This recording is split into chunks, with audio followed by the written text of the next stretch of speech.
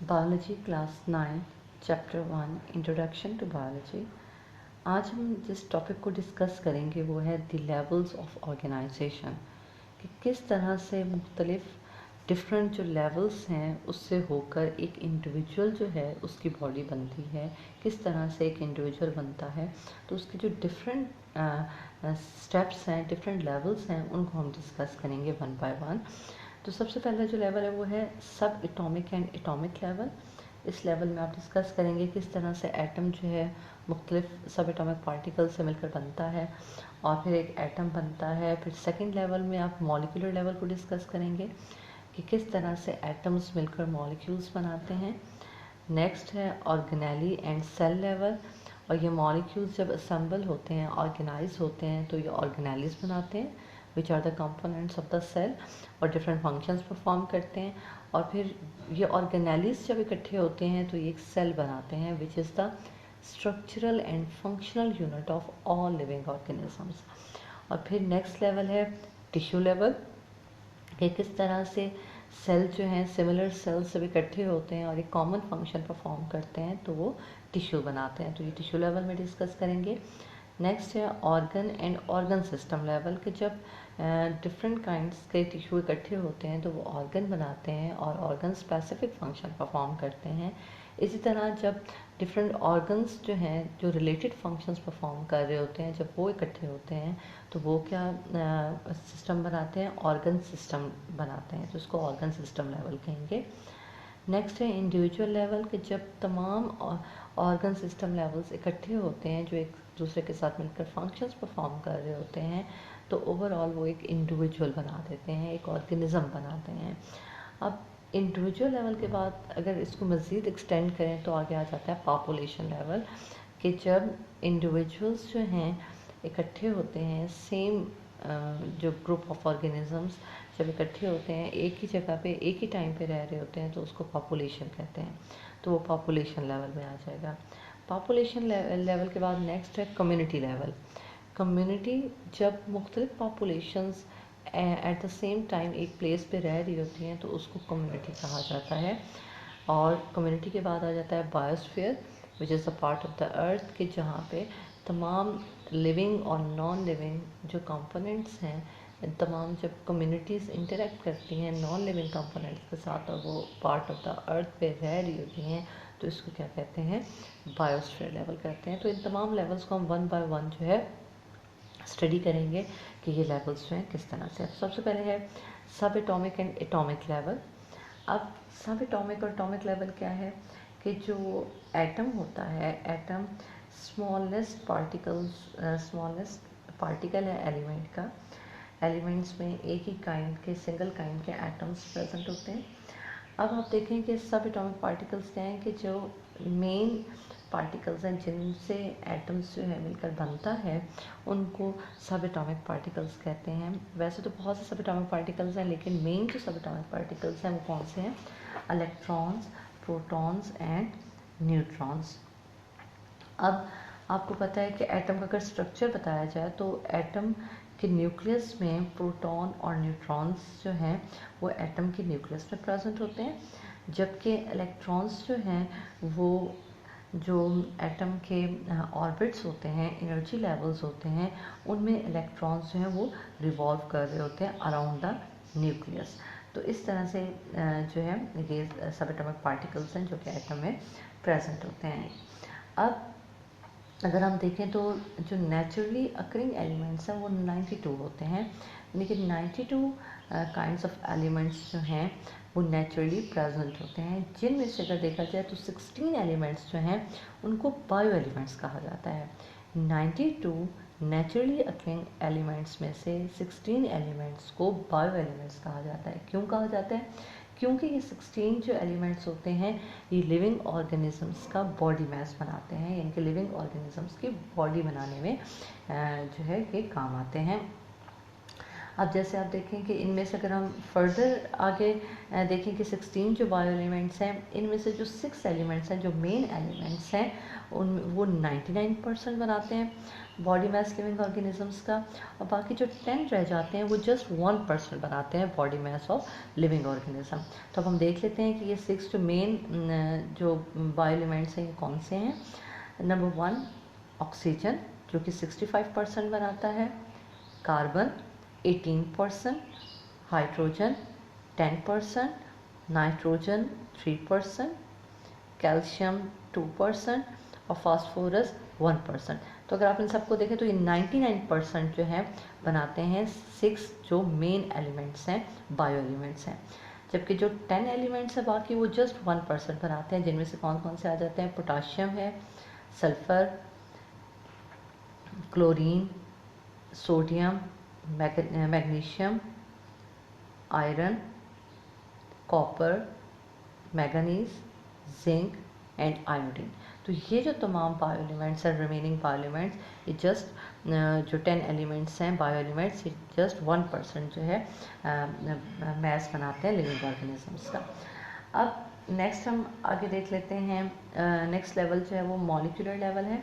तो molecular level में हम क्या करेंगे, और जो बायो एलिमेंट्स होते हैं वो ऑर्गेनिजम्स की बॉडी में कभी भी आइसोलेटेड फॉर्म में प्रेजेंट नहीं होते, बल्कि वो एक दूसरे के साथ बॉन्ड बनाते हैं, या तो आयनिक बॉन्ड बनाते हैं या फिर कोवलेंट बॉन्ड बनाते हैं, और बॉन्डिंग के थ्रू जो है क्या करते हैं, स्टेबल पार्टिकल बनाते हैं, जिसको क्या कहा जाता है, बायोमोलिक्यूल्स कहा जाता है।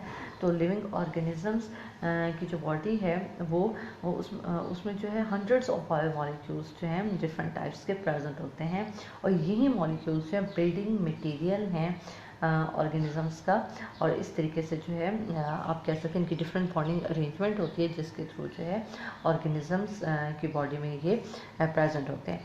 अब बायोमोलिक्यूल्स जो हैं इनकी 2 कैटेगरीज होती हैं, अगर क्लासिफिकेशन की जाए तो बायोमोलिक्यूल्स 2 तरह के होते हैं, माइक्रोमोलिक्यूल्स एंड मैक्रोमोलिक्यूल्स।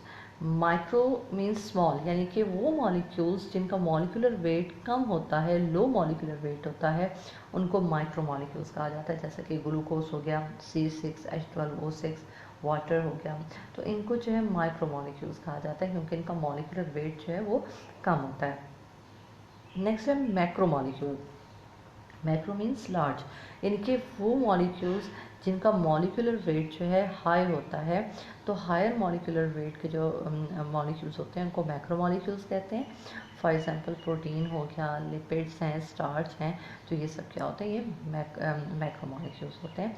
तो यानी कि बायो एलिमेंट्स जो हैं जब ये इकट्ठे होते हैं तो ये क्या बनाते हैं, बायो मॉलिक्यूल्स।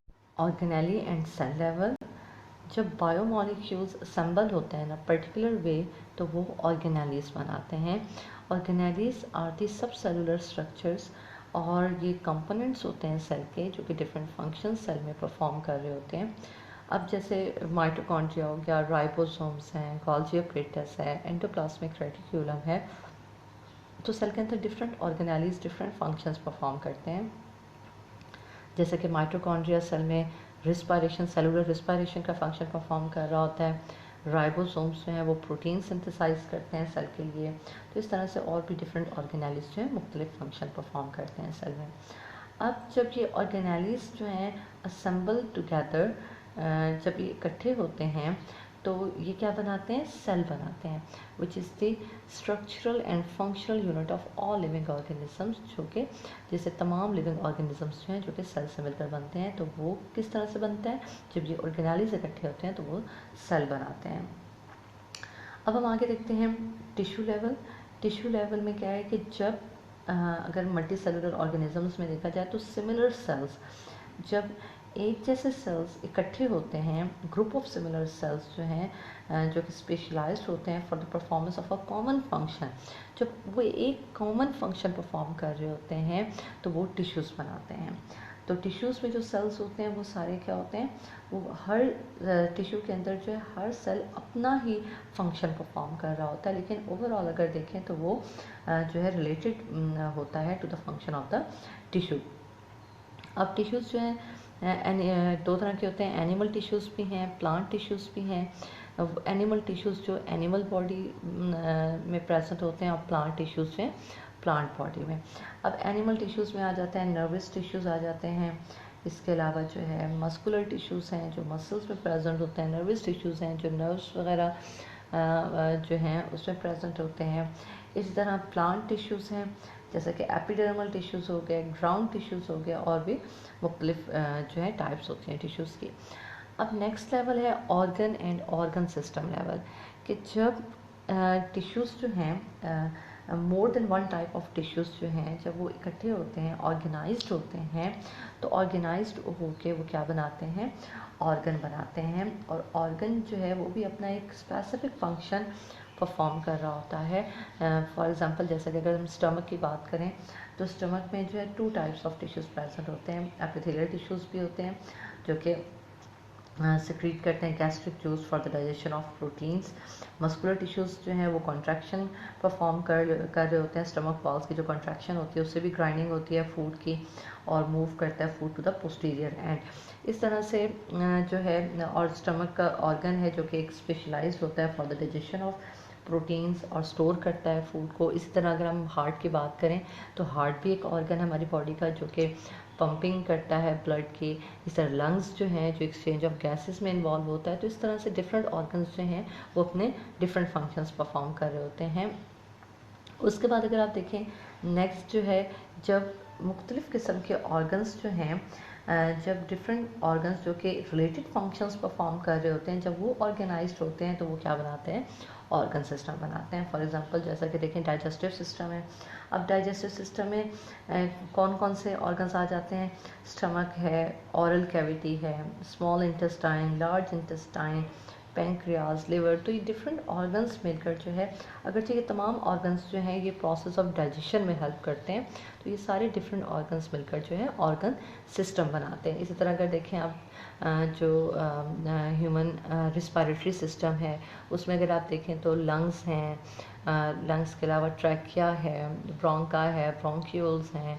तो ये तमाम जो पार्ट्स हैं ये सारे मिलकर जो हैं वो रिस्पायरेटरी सिस्टम बनाते हैं। इसी तरह अगर देखें ह्यूमन सर्कुलेटरी सिस्टम है जिसमें हार्ट हैं, डिफरेंट जो हैं ब्लड वेसल्स होती हैं, वेन्स होती हैं, आर्टरीज़ हैं, कैपिलरीज हैं। तो ये सारे मिलकर जो हैं ह्यूमन सर्कुलेटरी सिस्टम बनाते हैं। तो डिफरेंट ऑर्गन्स जो हैं जब वो इकट्ठे होते हैं, ऑर्गेनाइज्ड होते हैं, रिलेटेड फंक्शन परफॉर्म कर रहे होते हैं तो वो ऑर्गन सिस्टम बनाते हैं। अब नेक्स्ट लेवल क्या है, नेक्स्ट लेवल है जी इंडिविजुअल लेवल। इंडिविजुअल लेवल में क्या हम स्टडी करेंगे कि जब डिफरेंट ऑर्गन्स और ऑर्गन सिस्टम्स ऑर्गेनाइज्ड होते हैं तो वो क्या बनाते हैं, एक इंडिविजुअल बनाते हैं, एक ऑर्गेनिज्म बनाते हैं। अब एक ऑर्गेनिज्म में तमाम फंक्शंस, तमाम एक्टिविटीज़ जो हो रही होती हैं जो ऑर्गन्स और ऑर्गन सिस्टम्स की, वो एक दूसरे के साथ कोऑर्डिनेटेड होती हैं, कोऑर्डिनेट कर रही होती हैं। और जब वो सारी कोऑर्डिनेट होती हैं तो वो एक इंडिविजुअल होता है। और इंडिविजुअल जो है उसमें जो है तमाम ऑर्गन सिस्टम जो है अपना अपना फंक्शन परफॉर्म कर रहे होते हैं। अच्छा, उसके बाद नेक्स्ट लेवल आ जाता है पॉपुलेशन लेवल। पॉपुलेशन लेवल जो है इसमें क्या है कि जब group of organisms of the same species इकट्ठा होता है, यानी कि जब एक जैसे ऑर्गेनिजम्स का सेम स्पीशीज़ का ग्रुप जो है वो एक at the same time at the same place जब वो रह रहा होता है तो उसको क्या कहते हैं, पॉपुलेशन कहते हैं। अब स्पीशीज़ क्या होती हैं, स्पीशीज़ जो है ग्रुप ऑफ ऑर्गेनिजम्स होते हैं which are capable of interbreeding and producing fertile offsprings, यानी कि वो ऑर्गेनिजम्स का ग्रुप जो कि अपने ही जैसे ऑर्गेनिजम्स को रिप्रोड्यूस करता है और फर्टाइल ऑफस्प्रिंग्स प्रोड्यूस करता है, अपने जैसे ही ऑर्गेनिजम्स प्रोड्यूस करता है उसको क्या कहते हैं, उसको स्पीशीज़ कहते हैं। तो पॉपुलेशन क्या है कि जब सेम स्पीशीज़ का ग्रुप जो है एट द सेम प्लेस एक ही जो है एक सेम टाइम पे रह रहा होता है तो उसको पॉपुलेशन कहते हैं। नेक्स्ट है जी कम्युनिटी लेवल। कम्युनिटी लेवल में क्या है कि जब डिफरेंट पॉपुलेशंस जो कि इंटरेक्ट कर रही होती हैं एक दूसरे के साथ और एक सेम इन्वायरमेंट में रह रही होती हैं, तो जो डिफरेंट पॉपुलेशंस हैं, असम्बलेज है जो डिफरेंट पॉपुलेशंस का, उसको क्या कहते हैं, कम्युनिटी कहते हैं। जैसे कि आप देखेंगे फॉरेस्ट जो है वो अगर उसकी एग्जांपल दी जाए तो वो एक कम्युनिटी है। अब उसमें डिफरेंट प्लांट्स भी होते हैं, माइक्रो ऑर्गेनिजम्स भी हैं, फंजाई भी हैं, एनिमल की स्पीशीज़ भी होती हैं, तो ये सब मिलकर जो है एक कम्युनिटी बनाते हैं। नेक्स्ट है बायोस्फीयर लेवल। बायोस्फीयर यानी कि which is a part of the earth inhabited bye organisms communities. जब ऑर्गेनिज़म की डिफरेंट कम्युनिटीज़ जो हैं वो एक जगह पे अर्थ पे रह रही हैं और उसमें जो है आप देखें कि वो अपने लिविंग ऑर्गेनिजम्स जो हैं यानी कि जो बायोटिक कंपोनेंट्स है इकोसिस्टम के, वो इंटरेक्ट कर रहे होते हैं with the non living components यानी कि abiotic factors of the environment के साथ।